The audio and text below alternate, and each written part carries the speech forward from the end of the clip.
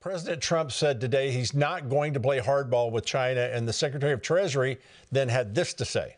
I wish to be clear. America first does not mean America alone.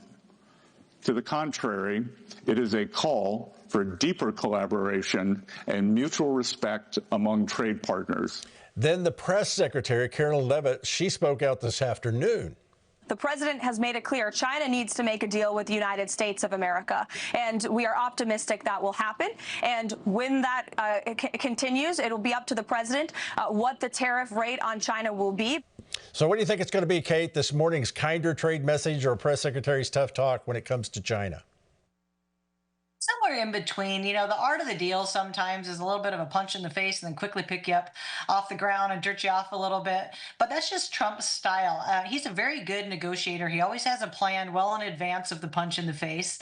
He knows that he's going to end up prevailing. And China they're a little hard to wrangle in. You know, they've been dominating the world, controlling the dollar, basically having a monopoly around the world on certain things. And I think that the whole world, whether they want to admit it or not, is leaned our direction. Everybody wants better trade and reciprocity with China, so that I think that he will prevail. He's a very even measured person. Even Bill Maher said when he went to go see him, he was a very different person than you see on the news. I think he'll do great. Okay, so the Supreme Court, as we saw, heard arguments for parents seeking to opt their children out of Maryland schools and use of explicit sexual books. Listen to this exchange between Montgomery County lawyer and Justice Neil Gorsuch. Pride Puppy was the book that was used for the pre-kindergarten curriculum. That's no longer in the curriculum. That's the one where they are supposed to look for the leather and things and bondage, things like that. It's not bondage. It's a woman in a leather. Sex worker, right? No.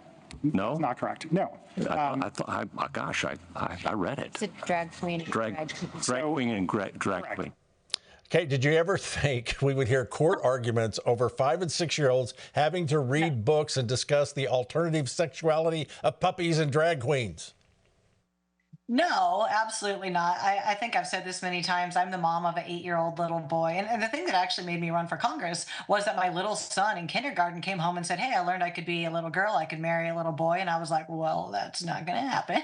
And I went directly to his school and had a very stern conversation with his teacher. And before that, I would have thought that's so absurd. That's just propaganda. It's absolutely not propaganda. I'm so excited to see the Supreme Court lean in here and say, hey, you know what? Parents do have a right. These are your children. If that's not something that you want in their vision for the rest of their life, absolutely you should have control. Now, last night, Representative Jasmine Crockett called Elon Musk an idiot, and she was just warming up. He is not only like very sinister and has no idea what he's doing, and people are like, oh no, he absolutely knows because he's the richest man in the world. Like, yes, he knows how to hire smart people, but don't conflate that and believe that he is the genius, because he ain't. So the Democrat from Texas offered to take an IQ test to prove she's smarter than the guy who started Tesla, SpaceX founder. What do you think? Well, the audacity to be so arrogant and ridiculous to even say such a thing, that, yeah, please do go take the IQ test. I'll send it to you. I'll moderate the thing for you. She's absolutely not even half as smart, but that just shows you how not smart she is. That was the dumbest thing I have ever heard her say. And she says some pretty dumb stuff. You're exactly right. Kate, thank you so much. We'll bring you back here in a moment. Mike. Greg, a big announcement on Tuesday about removing unnecessary dyes from the foods we eat. Listen to Health and Human Services Secretary Robert F. Kennedy Jr. and Food and Drug Administration Commissioner Dr. Marty Makary. Today, the FDA is taking action to remove petroleum-based food dyes from the U.S. food supply and from medications.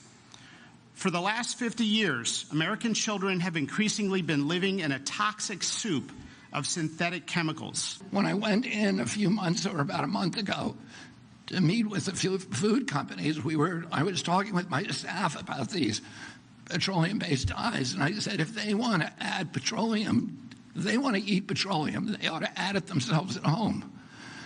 But they shouldn't be feeding it to the rest of us. Secretary Kennedy also called out ADHD, Tourette's, and autism, never or rarely heard of in the youth of baby boomers, but now change is coming. The Secretary says 4 years from now, most of the products containing these dyes will be off the market or people will know about them. We're also following news that Secretary Kennedy is considering a reversal of CDC's COVID-19 vaccine recommendation for children.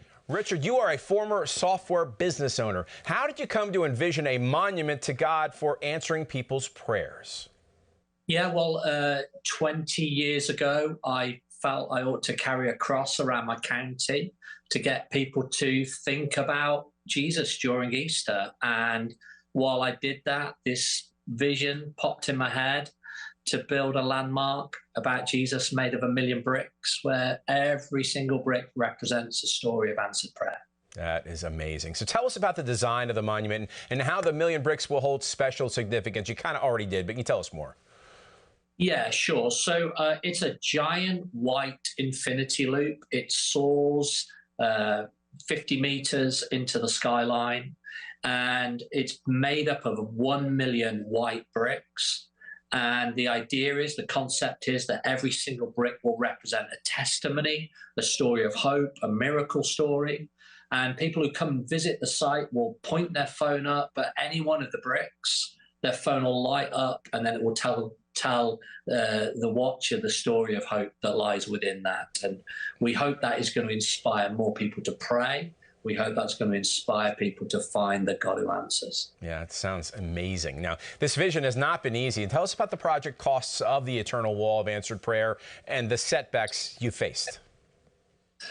Yeah, well, the setbacks list is quite long, to be honest. I suppose the biggest challenge for us has been a pressure to be multi-faith, and we've rejected that. That was a red line for us. This is a piece of art about Jesus.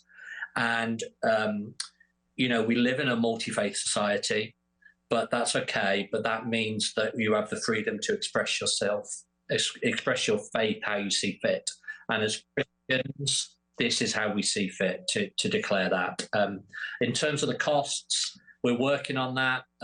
We're in negotiations at the moment, so I've got to keep a little bit tight-lipped on that till I sign the contracts. Understood. Now, the monument is designed to recognize the prayers of ordinary people, but there are also some notable people from history whose prayers are included. Tell us a few of their stories in prayer. Yeah, so, I mean, the idea is we're trying to capture, for example, the King of England praying, you know, for Dunkirk, William Wilberforce, Billy Graham, all those heroes of the faith. We want to inspire the generations to come with those stories so that, you know, in Deuteronomy, it says, don't forget what your eyes have seen, don't let it fade from your heart and your memories, and make sure you tell it to your children and your children's children. And this monument's going to stand for over 150 years and will continue to tell stories of history to inspire people. And tell us, when do you expect to finish this? Yeah, we are looking to open in 2027. We still need a bit more money. We need your help. We still need more stories of answered prayer. We need your help there. But we believe this is going to be a spoke in the revival in the United Kingdom. Okay, to be sure to learn more about the Eternal Wall of Answered Prayer by visiting eternalwall.org.uk and on X at @EternalWallUK. Thank you for being with us, Richard. We appreciate it. Thank you very much.